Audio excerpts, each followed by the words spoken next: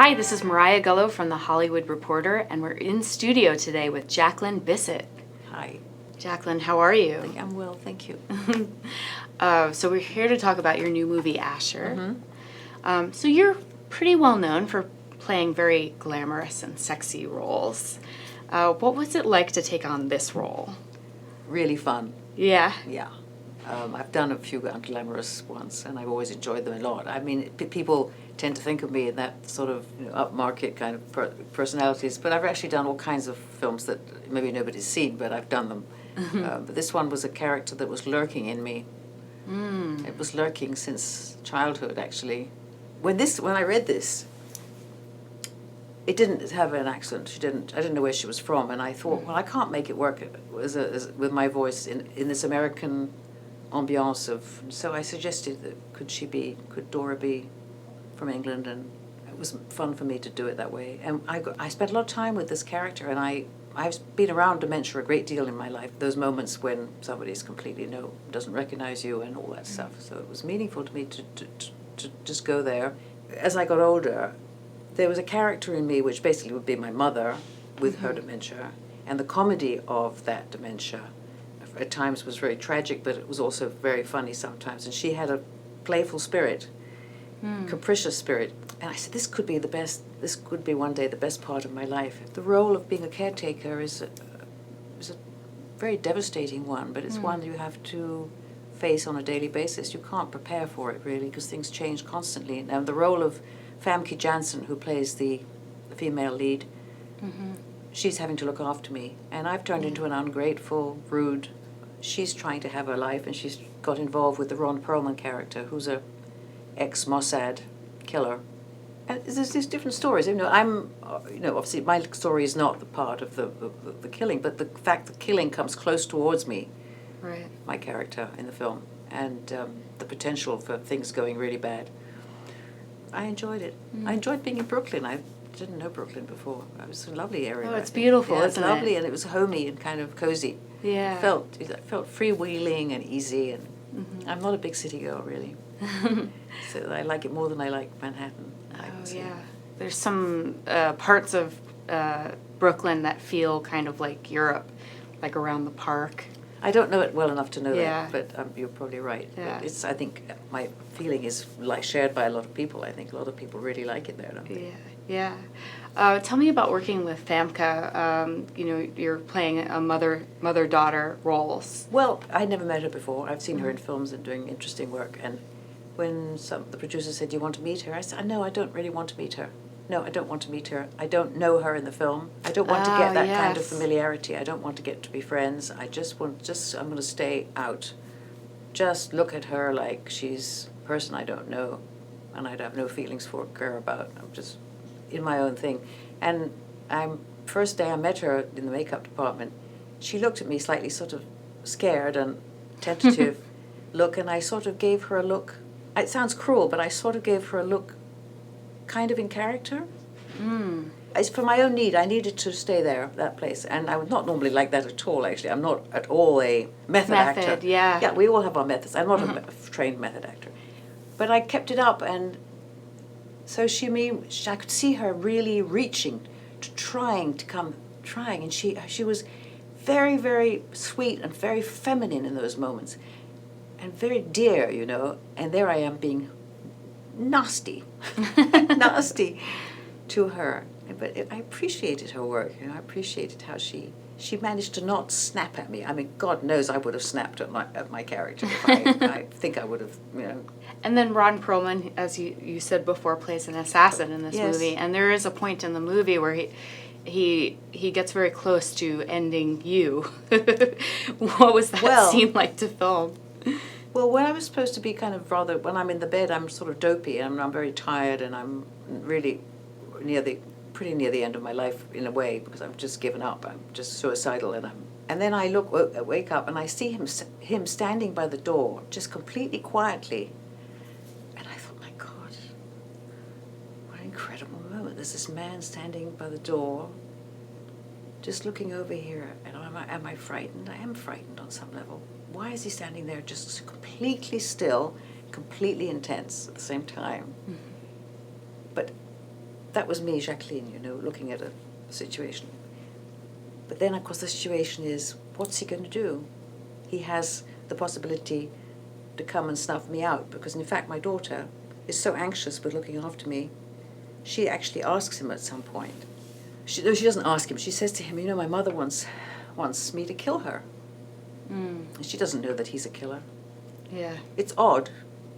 There's moments odd, you're in the role and you're out of the role, and you see it. But the tightness of his energy was really interesting to me, to watch him. And her sweetness, as she comes by the bed and she knows she can't do it, she can't change anything. But she doesn't know what he has in his mind. Of course, she doesn't know he's a killer. You've had a really interesting year. You've had many movies come out this year. What's the secret to being such a prolific working actress? Well, saying yes.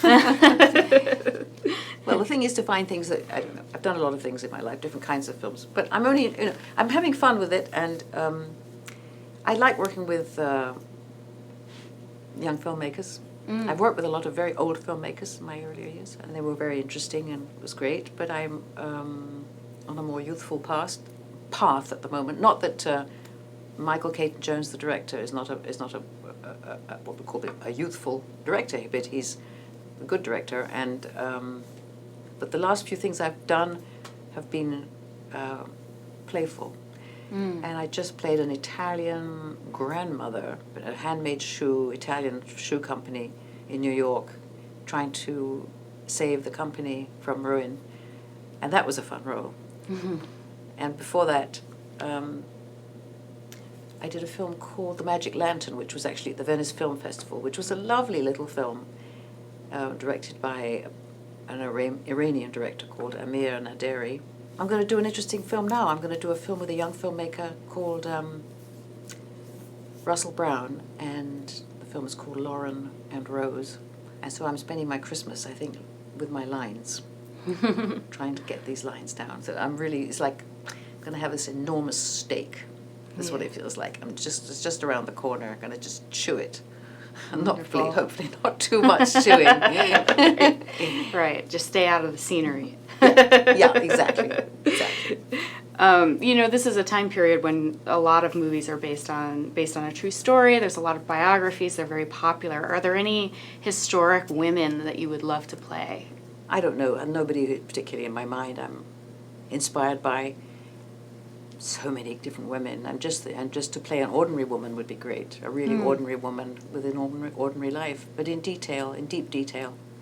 I admire an ordinary woman, the ordinary woman, so much, and what women go through and what they have to contend with, and the dignity they have. And I don't need a lot of drama around it. Life is dramatic, so there's always drama, but the survival of women in this contemporary society with all the problems and all the economic problems, the social problems, and the men and women problems, and it takes guts, and there's a lot of women out there who have got guts, and I love that. But also I love it that women can be also feminine. I don't like I'm not fond of the strident female image. I don't think it's particularly productive. People could say I'm wrong, but because of course in revolution they say that the only really ways to really move things along are usually through violence. That's what the reality is of how the world has evolved. So I don't know whether men and women will ever be at war with each other, but sometimes it does look as if there's some basic stuff that's not getting attended to. I'm not quite sure what it is. Right. Do you feel like a revolution is coming for women, at least? Well, I'm not sure if it's a revolution. I mean, there's been so much change just in my life. I feel it. When I was involved in 1981 with a film called Rich and Famous, and I remember the feeling I had as a woman in a man's world. At that time, it wasn't a good feeling. But gradually it's changing a lot.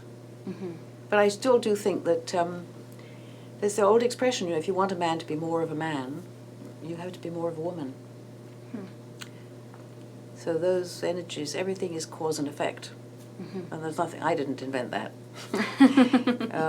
There's no discussion about that, cause and effect. We have to think. So we have to be clever. I think women need to be clever still. Did you have a philosophy for taking roles that were more risque? I don't want to be bored. And I don't want to play women who whine. I really find that hard. In life and on film, the whining, unproductive way through through problems. Yeah. I've heard myself whine. Somebody filmed me once. A boyfriend of mine filmed me whining at him. I was whining at him. I got such a shock. He said, "This is what you sound like." I said, "I'm so sorry. I am so sorry." Last question. Yeah. What is a moment in your career that really stands out as being a turning point? Well, the obvious one would be when I was put into this film with Frank Sinatra. That would be the obvious one.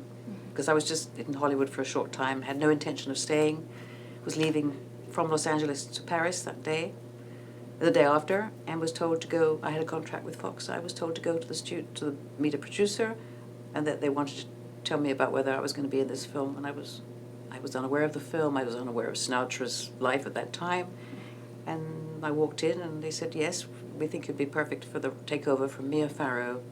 And I said, "Well, I'm just going to Paris." They said, "No, you're not. You're going to go into makeup and hair, and we have to get you organized. We're going to be shooting for about seven or 8 days with him." And I was like, and from that moment, it was just insane. The phone started. Didn't have a mobile phone at that time, but it was just, everything changed. I mean, I literally didn't have it. It was hard to find time to do the most basic things. Mm-hmm. And I went back to London, and it was Christmas, and the press were waiting for me, and of course full of all the kind of gossipy, this, that, and the other, wanting to know this, that, and the other, and there was nothing to tell. But it was a turning point, press-wise, because up till that moment I never had any press, and I didn't seek press, and I didn't know about press. I just was getting on with my life, little acting jobs. Mm-hmm. Big change. Big change. Of course, it went up and down. I mean, I've done this quite Yeah. a few times. It was exciting in a way. Mm-hmm. I didn't like the I don't know. Fame is great up to a point, but it's not great all the time. Mm. And when people jump over your fence, just talk to you in your garden, this is not great. There's things there's aspects of it that you could do without. So I really kind of like where I'm at the moment. Yeah. Oh, wonderful. Well, we're looking forward to more movies for you. Jacqueline Bisset, thank you so much for being here. The movie is Asher. Thank you.